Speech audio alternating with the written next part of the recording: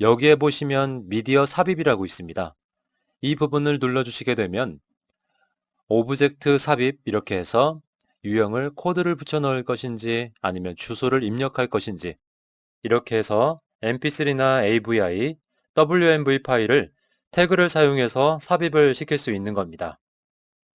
우측 상단에서 삽입을 하시고 난 후에 크기를 조절하실 수가 있고요.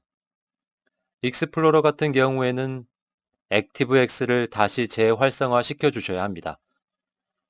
그리고 그 옆에 more less라고 되어 있는 부분이 있는데요.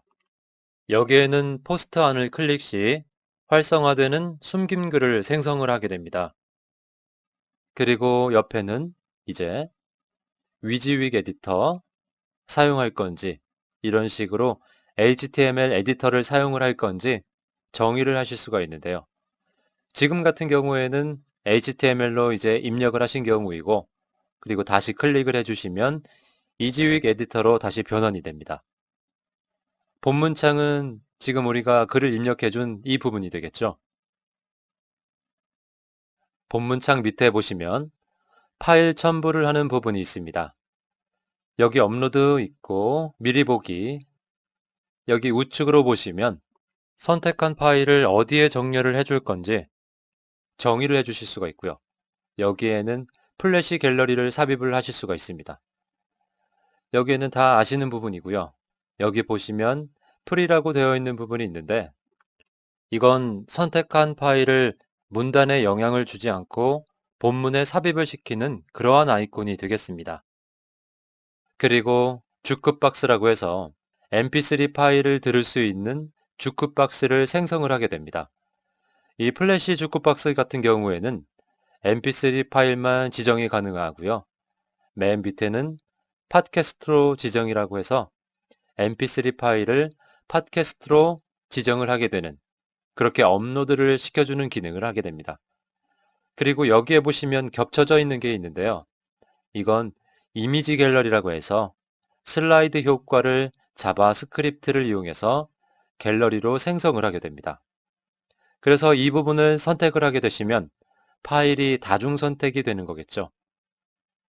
여기에서 파일 업로드 선택을 해주시면 이렇게 팝업 창이 뜨면서 여기서 선택을 해주실 수가 있는 거고요.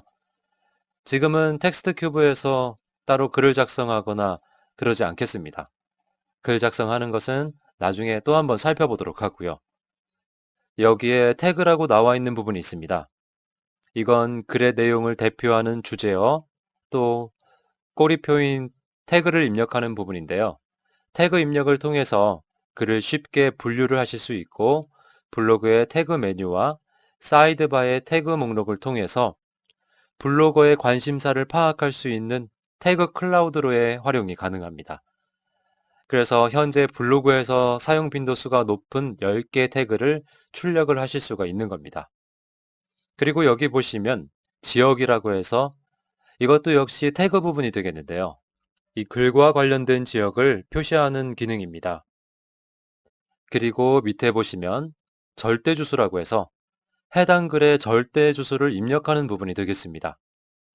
여기에 따로 입력을 하지 않으시면 여기에 나와 있는 제목이 자동으로 절대 주소로 지정이 되고요.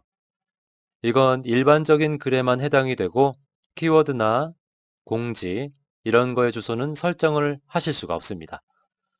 그리고 등록일자, 이건 유지 같은 경우에는 이전 등록일자를 유지하는 거고 갱신은 글 저장 시에 현재 시점의 등록일자로 갱신을 하게 됩니다.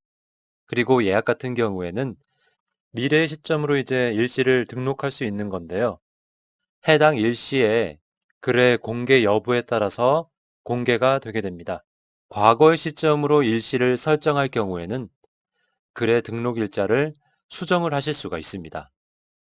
공개 여부를 한번 살펴보도록 하겠습니다. 이 부분은 다 아시겠지만 비공개로 하게 되시면 관리자로 로그인한 상태에서만 보이는 글로 설정이 되겠죠. 그리고 보호 같은 경우에는 암호를 입력해야만 글을 볼 수 있는 그런 보호글로 설정이 됩니다. 이건 글 목록에서 암호 설정이 가능하고 공개는 다 아시다시피 글을 공개한다는 거고 이 발행이라고